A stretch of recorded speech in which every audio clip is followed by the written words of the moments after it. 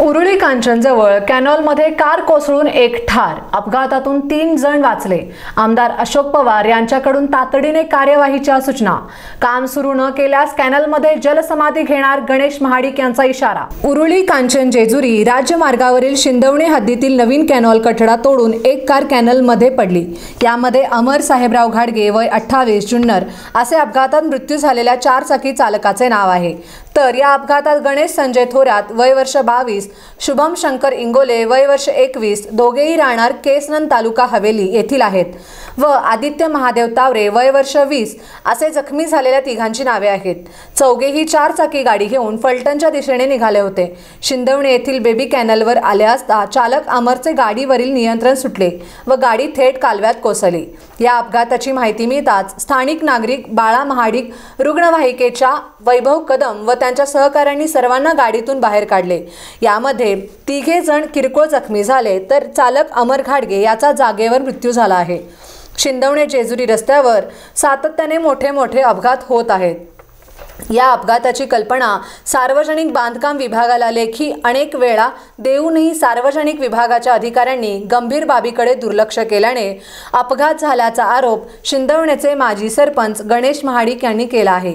उद्या दिनांक 24 रोजी सकाळी 10 वाजता या बेबी कॅनलवरती आमरण उपोषण करणार असल्याचे गणेश महाडिक यांनी सांगितले। सार्वजनिक विभागांनी तातडीने दखल घेऊन काम सुरू न केल्यास कॅनॉलमधील पाण्यामध्ये जलसमाधी घेणार असल्याचा लेखी इशाराही गणेश महाडिक व इतरांनी दिला आहे। याबाबतचे लेखी निवेदन सार्वजनिक बांधकाम विभाग तसेच उरुळी कांचन पोलीस ठाणे या ठिकाणी दिले आहे। या घटनेची माहिती आमदार अशोक पवार यांना देण्यात आली। आमदार अशोक पवार यांनी सार्वजनिक बांधकाम विभागाच्या सर्व अधिकाऱ्यांना कडक सूचना करून तातडीने काम सुरू करण्याचे आदेश दिले आहेत। नमस्कार, मी शिंदवणे ग्रामपंचायतीचा माजी सरपंच आणि विद्यमान ग्रामपंचायत सदस्य आज या ठिकाणी आमच्या शिंदवणे गावातून वेल्हा पाबळ जेजुरी आस्टेट हायवे या रस्त्याचं काम आताच गेल्या काही महिन्यापूर्वी पूर्ण झालेलं आहे आणि पूर्ण झाल्यामुळं सदरच्या रस्त्याला रहदारीचं प्रमाण खूप वाढलेलं आहे। हा रस्ता जेजुरी त्यानंतर प्रति बालाजी नारायणपूर अशा तीर्थक्षेत्रासाठी जाणारा हा रस्ता आहे। जड वाहतुकीचं प्रमाण सुद्धा या ठिकाणी जास्त आहे आणि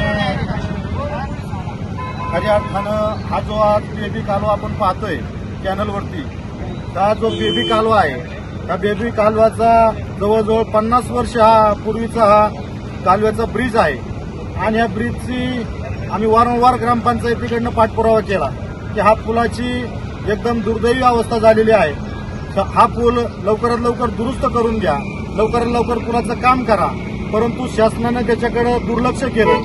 मी ग्रामपंचायतीच्या वतीनं 26/10/2023 रोजी या ठिकाणी सार्वजनिक बांधकाम विभाग असेल, संबंधित अधिकारी असतील, या सर्वांना ग्रामपंचायतीच्या वतीनं पत्रव्यवहार केला होता की लवकरात लवकर ह्या पुलाचं काम करा।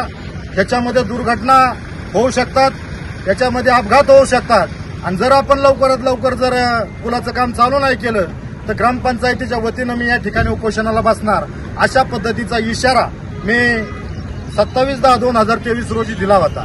परंतु शासनाने त्याच्याकडे दुर्लक्ष करून या ठिकाणी ग्रामपंचायतीला एक पत्रव्यवहार केलेला आहे। कार्यकारी अभियंत्यांनी पत्रव्यवहार केलेला आहे की खरंच हा पूल जवळजवळ 45 वर्ष पूर्ण झालेला आहे, हा पुलाचं काम करणं उचित आहे आणि त्याच्यासाठी 2 कोटी एवढा निधी या ठिकाणी आम्ही त्या ठिकाणी टाकण्याचा प्रयत्न केलेला आहे आणि लवकरात लवकर पुलाचं काम चालू होईल अशा पद्धतीचं आश्वासन या अधिकाऱ्यांच्याकडनं देण्यात आलं।